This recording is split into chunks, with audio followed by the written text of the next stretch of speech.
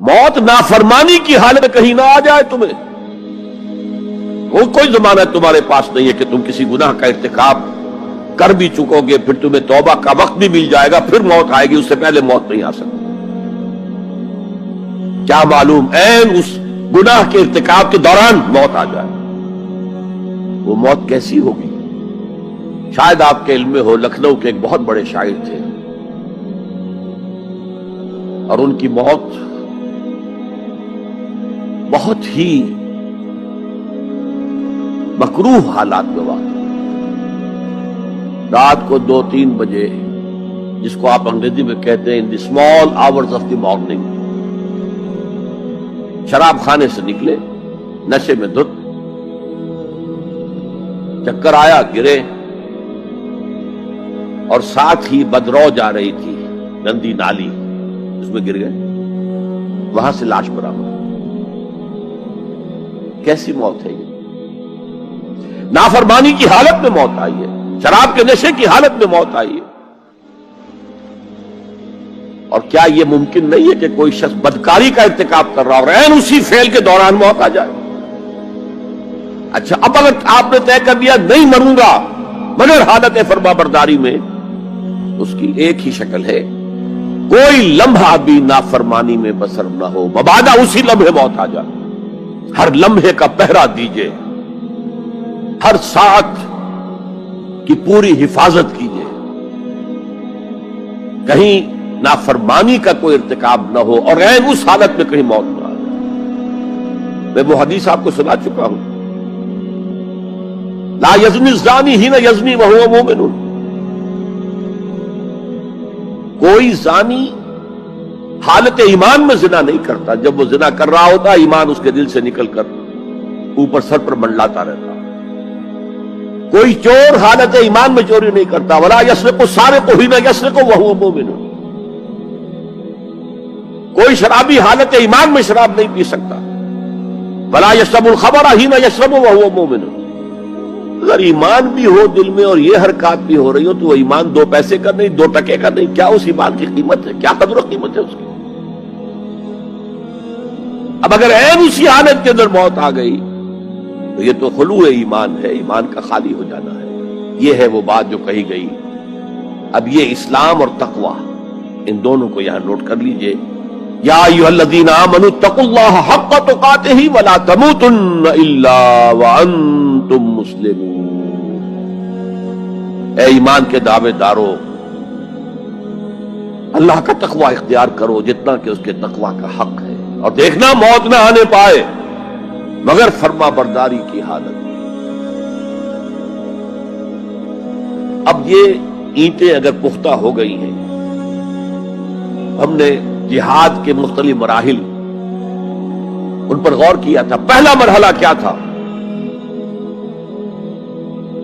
نفس امارہ کے خلاف جہاد, شیطان اور اس کی ذریت سلبی و مانوی کے خلاف جہاد, بگڑے ہوئے معاشرے کے جو پریشرز ہیں ان کے خلاف جہاد.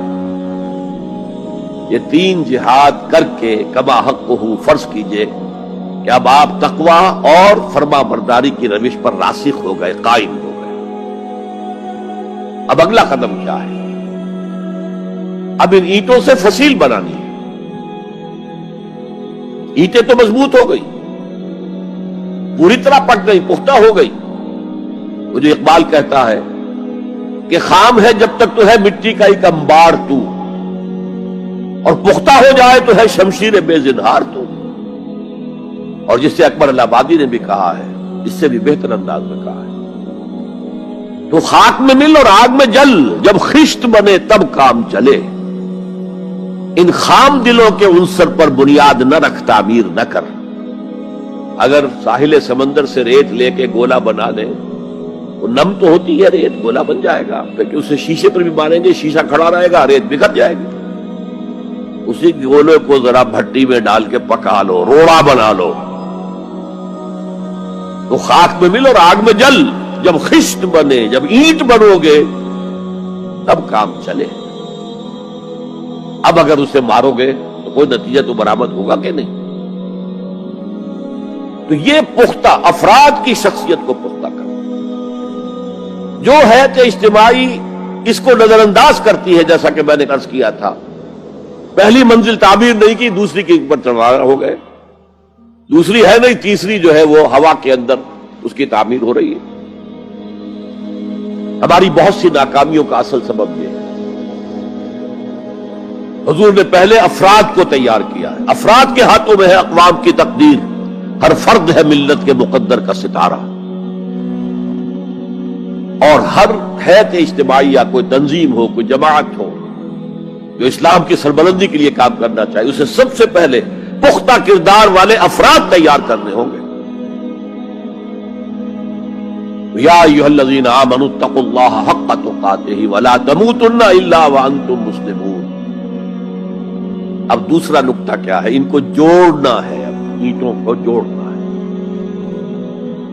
And for that you need a cement substance۔ پچھلے زمانے میں چونا وغیرہ ہوتا تھا، چونے سے جوڑا جاتا تھا، آج کل سیمنٹ ہے۔ اگر یہ سیمنٹ سبسٹنس مضبوط ہے تو یہ فصیل اور دیوار مضبوط ہے، اگر یہ نہیں ہے تو چاہے اینٹیں پختہ ہو تب بھی سیلاب کا ریلا آئے گا، بہا کے لے جائے گا۔ اینٹوں کی پختگی کے ساتھ ساتھ ان کو جوڑنے والا مورٹر جو ہے اس کو بھی مضبوط ہونا چاہیے۔ اس لیے دوسرا نقطہ، یہ سہ نکاتی لائحہ عمل، 3 نکاتی لائحہ عمل۔ پہلا تقوی اختیار کرو اور اللہ تعالیٰ کی پوری فرما برداری اختیار کرو، کوئی لمحہ تمہارا نافرمانی میں نہ گزرے۔ اب واعتصموا بحبل اللہ جمیعا ولا تفرقوا، چمٹ جاؤ اللہ کی رسی کے ساتھ مل جل کر اور تفرقے میں نہ پڑو۔ اعتصام عصمت سے بنا ہے، عصمت حفاظت کو کہتے ہیں۔ اعتصام حفاظت حاصل کرنا، جیسے آپ دیکھتے ہیں کہ کسی بچے کو اگر کوئی خوف لاحق ہو جائے، کوئی ڈرائے، وہ آئے گا، دوڑے گا ماں کی گود میں آ کر ماں سے چمٹ جائے گا۔ وہ یہ سمجھتا ہے اپنے چھوٹے سے ذہن کے مطابق میں قلعے میں آ گیا ہوں۔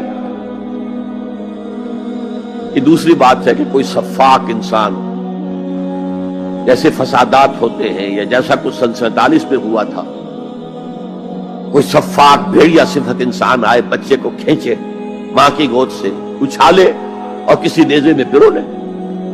لیکن بچہ یہ سمجھتا ہے کہ میں آ گیا ہوں، پناہ میں آ گیا ہوں، قلعے میں آ گیا ہوں۔ تو یہ ہے اعتصام۔ اور عجیب بات یہ ہے کہ جو اس سورہ مبارکہ کی جو ہم نے شروع کی ہے آیات، وہاں سے ایک آیت پہلے جو ہے 10ویں رکوع کی آخری آیت، وَمَن يَعْتَصِم بِاللَّهِ فَقَدْ هُدِيَ إِلَىٰ صِرَاطٍ مُسْتَقِيمٍ۔ یہاں حبل اللہ نہیں ہے، جو اللہ کے ساتھ چمٹ جائے تو اس کی ہدایت تو ہو گئی صراط مستقیم کی طرف۔ اللہ سے جڑ جاؤ۔ سورہ حج کی آخری آیت کے بھی آخری الفاظ یہی ہیں، وَاعْتَصِمُوا بِاللَّهِ فَأَقِیمُوا الصَّلَاةَ وَآتُوا الزَّکَاةَ وَاعْتَصِمُوا بِاللَّهِ۔ وہ تمہارا پشت پناہ ہے، وہ مولاکم فنعم المولا ونعم النصیر۔ کیا ہی اچھا ہے وہ مولا، پشت پناہ، مددگار، حمایتی، کیا ہی اچھا ہے وہ مدد کرنے والا۔ تو وہاں پر بھی واعتصموا باللہ، وہی لفظ یہاں آیا، ومن یعتصم باللہ فقد ہدی الی صراط مستقیم۔ اب یہاں سوال پیدا ہوتا ہے وہ حبل اللہ کون سی ہے؟ اب اصول یہ سامنے رکھیے کہ قرآن مجید میں اگر محسوس ہو کہ کسی جگہ پر کوئی ابہام ہے، اجمال ہے، کہیں وضاحت کی ضرورت ہے، تو یہ حق ہی نہیں فرض ہے محمد الرسول اللہ صلی اللہ علیہ وسلم کا کہ اس کو بیان کریں، واضح کریں، تبیین کریں۔ انزلنا الیک الذکر لتبین للناس ما نزل الیہم۔ اے نبی، ہم نے آپ کی طرف یہ الذکر اس لیے نازل کیا ہے کہ آپ لوگوں کے لیے واضح کریں وہ شے جو ان کے لیے نازل کی گئی، ان کی طرف بھیجی گئی۔ آج ایک عظیم ترین فتنہ ہمارے ہاں جو ہے وہ انکار حدیث کا ہے۔ وہ گویا کہ حضور کو یہ حق ہی دینے کو تیار نہیں۔ کہ قرآن مجید کی آیات کی توضیح کریں، تبیین کریں، جہاں کہیں کوئی سوال پیدا ہو اس کا جواب دیں. لیکن یہ جان لیجئے یہ حضور کا صرف حق نہیں، فرض. مجھے ایک بڑا تلخ تجربہ ہوا تھا لاہور میں 1973 میں، وہ جو عالمی کانفرنس ہوئی تھی لاہور میں، دنیا کے تمام مسلمان ملکوں کے سربراہ وہاں جمع تھے. تو اس زمانے میں اس آیت کا بڑا چرچا تھا، اخبارات میں بھی بڑے بڑے اشتہار شائع ہو رہے لوگوں کی طرف سے، وَاعْتَصِمُوا بِحَبْلِ اللَّهِ جَمِيعًا وَلَا تَفَرَّقُوا. رکشاؤں کے پیچھے بھی بینر لگے ہوئے ہیں، ٹیکسیوں کے پیچھے بینر لگے ہوئے ہیں، وَاعْتَصِمُوا بِحَبْلِ اللَّهِ جَمِيعًا، بینر آویزاں ہیں سڑکوں پر جا بجا.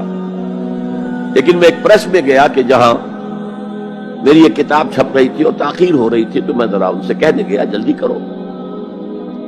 وہاں ایک صاحب آئے ہوئے تھے اور بدقسمتی سے آزاد کشمیر، جو ہمارے ہاں آزاد کشمیر کہلاتا ہے، آپ کے ہاں وہ مقبوضہ کشمیر کہلائے گا،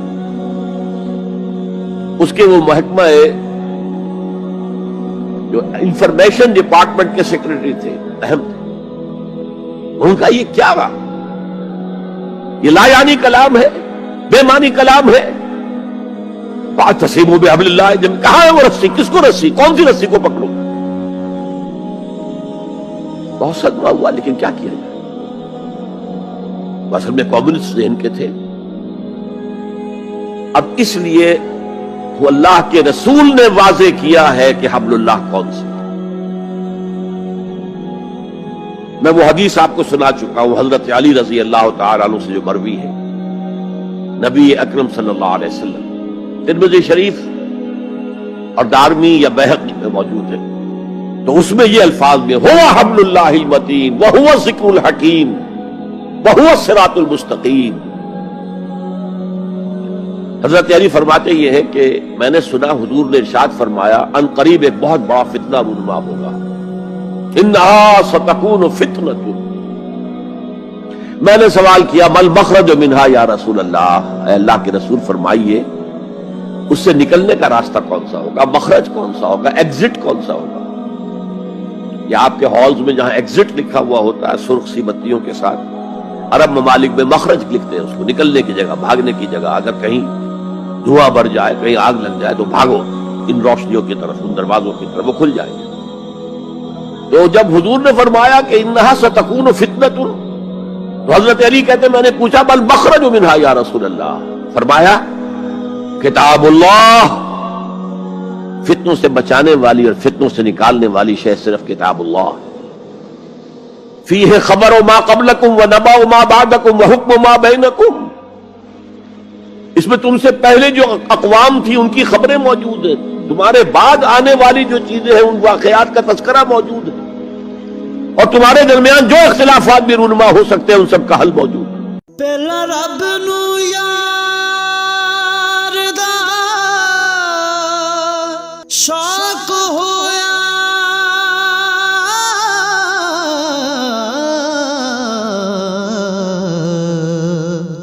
نبی پاک دا کرن جمال مائیں آیا وہی لے کے ہویا ترت حاضر، تے لیا یار نے یار نو پھال مائیں.